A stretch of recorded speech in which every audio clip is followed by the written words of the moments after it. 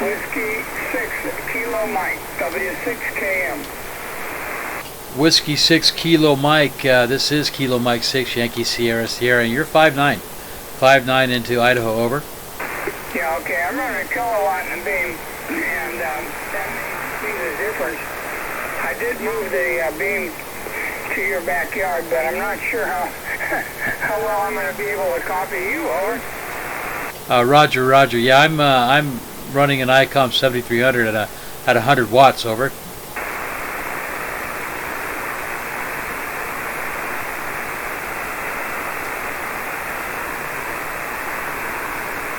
Whiskey 6 Kilo Mike, do you copy that? Yeah, I copied that you are running the ICOM 7300 gray grid, but I didn't catch the rest, over. Yeah, I'm running 100 watts into a homemade vertical speaker wire on a broomstick, over. Yeah, not quite making it, buddy. Let me look you up on QRZ. Standby, W6KM. Yeah, I'm looking you up right now on the QRZ. I see you're in San Jose. Awesome, very good. Yeah, my daughter lives in San Jose, works in San Jose, and we are from Tracy originally, over. Yeah, I got that that's from Tracy. I'm going to do one thing. I see you also a shallow water sailor like I was. Hold on a minute.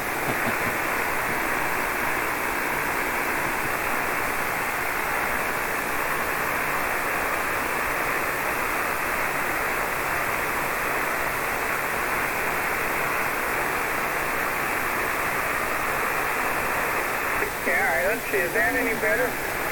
Actually, it's about the same, but are you picking me up any better? Yeah, I'm having a devil of a time. I can hear your voice, but I just can't quite pull you in clearly. But looking at your history on QRZ, I see you were in the Coast Guard. I was in the Coast Guard also back in the mid-50s, over. Wow, that's amazing. The 50s. That's incredible. I was there in the 70s, 76 to 80. Over. You're just a puppy. Yeah, do you ever check into Coast Guard Net? Yeah, I do. When I'm available usually on Saturday mornings. Yeah, about half the time I forget, but I enjoy doing that, over. Yeah, I do too, my friend. I enjoy that as well. I was doing a bunch of research today on the old Coast Guard cutter Hornbeam, which was my first duty station. Got into a little bit of a squabble with the gentleman about what kind of engines they had on board, over. The only time I got water under me was at the San Francisco, at downtown San Francisco. We did boarding and customs duty there in a tugboat, the old Calumet. I couldn't tell you what the diesels were, but they were huge. Yeah, I was a machinery technician, like an engineman, on board the Hornbeam out of New Jersey, Cape May, New Jersey, and then the Sherman out of Alameda, and got to do quite a bit of. Had a lot of fun, man. It was probably the funnest thing, one of the funnest jobs I've ever had. Well, I'm glad you enjoyed it. I look back now, and I'm glad I did it. I didn't enjoy a great deal of it. It was not easy. We didn't have a real good skipper. We had a guy who thought he was an admiral. You know, he was he was a bit of a pain. And the only way I got off it is I actually broke a foot. And they had to go into dry dock because of some damage he caused by running into rocks. And so I got relieved. And when I got out and went to transit barracks, why, I got to do radio work. And boy, I was a happy camper. Oh, that would have been a blast, getting to do radio work in the Coast Guard. I think that would have been fun. Yeah, I didn't know anything about radio, but by the time I got in the Coast Guard, I didn't get into radio till much later. But yeah, so in the 50s, that must have been very interesting. How did you end up going in the Coast Guard? What sent you that direction? Well, spent a lot of time on lakes and the rivers with my dad, fishing and boating, And I just like the idea of being near the water. I enjoy the water. Yeah, at least I did in those days. And so when the opportunity showed its ugly head, I jumped in. Oh, very cool, very cool. Yeah, so yeah, I got you up on QRZ there, getting a look at your station. Very nice setup you got there, Richard. And how long you been in? So you've been in San Jose, the Bay Area, for a long time. Did you ever live anywhere else? Yes, I lived in Chicago for first 11 years of my life. Then we moved to Sacramento, and that's when I joined the Coast Guard. And I had some opportunities to come down to this part of the country and look around. Of course, it was all orchards. And I had a chance for a job transfer, and I took it, and they moved me down here and just fell in love with the area.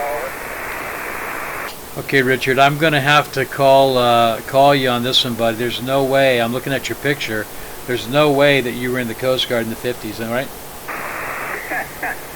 Yeah, excuse me. Yeah, I was.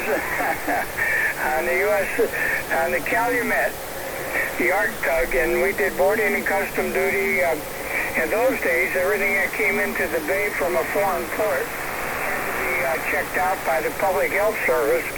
I don't know what they're doing today, David. The same way with radio. It's all done by satellite now. None of it's done by Coast Guard stations anymore. They don't even do Loran and, you know, the stations out in the middle of the ocean like right. They did for years, over. Yeah, Roger. They don't even use the LRAN system anymore. It's all GPS satellites, and they do all that tracking of cargo even through, GPS and, the chips and all that on them. They scan them as they come through the ports. Yeah, it's really kind of different. But when they start to sink, they still need the Coast Guard, bro. Well, I can remember manning the radio position at NMC on top of Mount San Bruno, and we went nuts one day. There were a lot of Italian and Portuguese fishermen that came out of San Francisco still, first generation basically. And this guy kept screaming, Costa Guard, I'm a sinking, coming to get me. We could not find out where he was. And from what we heard, we think somebody happened to be going by and found him out in the ocean, over. Yeah, roger that. I hope so, man. Yeah, we've been on obviously the Coast Guard, you do a little bit of that when you're on, right? And we had some fun times. Got to go up to the Bering Sea on that Sherman and down to Mexico and do some drug patrols, and we also did some fishery patrols up there in Alaska. Matter of fact, I was on the Sherman the very last year I was in the Coast Guard, and I spent more time at sea on the Sherman than I did on the buoy tender out of Jersey. We used to just go out for 2 or 3 days at a time, and the captain never liked to be out on the weekends, so he was always in on Fridays. Over. Yeah, I think it turned it back to me, David. I'm not sure. This band is still not quite steady. At this time of the night, I'm going to even find somebody on. I just happened to turn the rig on and was going to look around somewhere else on the band, and there you were. So I'm glad I run into you. But yeah, my Coast Guard was all in the San Francisco Bay Area. Over. Roger that, my friend. Well, listen, I won't keep you on and make you keep trying to listen. I will tell you I'm making a recording of our contact, and I'll put it on YouTube. You sound really good on this end. If you go to YouTube in about an hour or tomorrow morning and search for your call sign, the video will come up and you'll be able to hear yourself and see your signal on this end. Over. That'll certainly be interesting. Oh, well, thanks a lot. And I'll tell you what, I'll drop you a QSL card. In the meantime, you take care of 7-3 from Whiskey 6 Kilo Mike. Roger, my friend, and thank you for your service, and thank you for coming back to the CQ. Have a great evening, Richard. Bye-bye. 73. And 7-3.